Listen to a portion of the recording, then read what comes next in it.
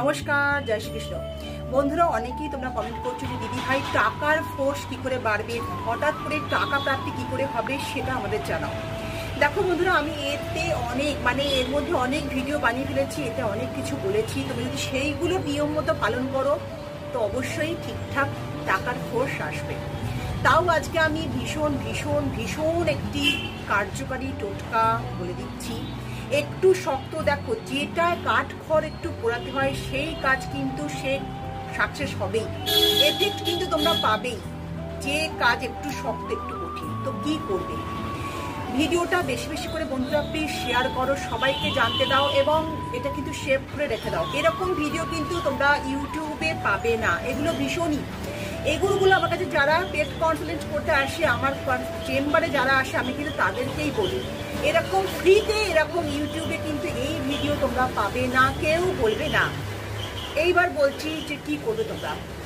শুক্রবার দিন সকালবেলা, শুক্রবার ধরেই করতে হবে কাজটা। কি করবে?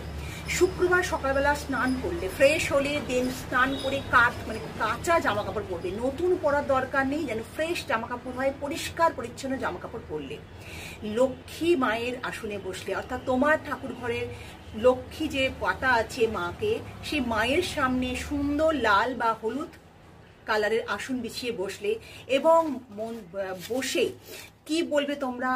1 ঘন্টা ধরে যে মন্ত্রটা বলবে সেটা হচ্ছে ওম লক্ষ্মী পদ্মায় নমঃ, ওম লক্ষ্মী পদ্মায় নমঃ। এটা নিষ্ঠা ভরে 1 ঘন্টা জপ করো, 1 ঘন্টা ধরে পাঠ করবে এবং তার আগের দিন অবশ্যই একটি কাঁচের বোতল নিয়ে এসে রেখে দাও বন্ধুরা।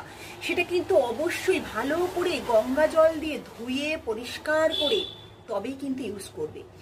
এই পাঠ হয়ে গেল, এবারে কাঁচের বোতলের পালা। কাঁচের বোতল নেবে কিছু লবঙ্গ, অর্থাৎ 11টা লবঙ্গ তোমরা অবশ্যই নেবে। নিয়ে লবঙ্গটাকে ওই কাঁচের বোতলে রাখবে। কিভাবে রাখবে?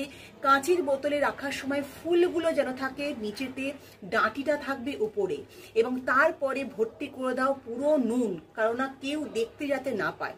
তুমি যে এই ক্রিয়াটা করছো কাউকে তোমার বাড়িতে বলার দরকার নেই। নুন দিয়ে পুরো জিনিসটা ঢেকে দাও। লবঙ্গের ডাঁটিটা কি বললাম উপরে থাকবে, ফুলটা থাকবে নিচে। সেইভাবে কানায় কানায় নুন দিয়ে সম্পূর্ণ করে রেখে তোমার রান্নাঘরে রেখে দাও। মন্ত্রপাঠ হয়ে গেল 1 ঘন্টা। এবার সব কাজ শেষ, এবার তুমি চলে এসো তোমার রান্নাঘরে, লুকিয়ে রেখে দাও।